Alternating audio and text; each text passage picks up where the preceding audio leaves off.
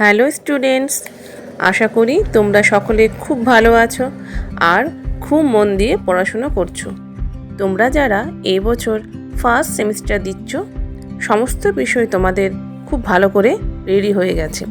আজকে আমি ফার্স্ট সেমিস্টারের জন্য ইতিহাস বিষয়ের বেশ কতগুলো গুরুত্বপূর্ণ প্রশ্ন উত্তর তোমাদেরকে দেব। দেখো তো এই প্রশ্নগুলো তোমরা সকলে করেছো কি না।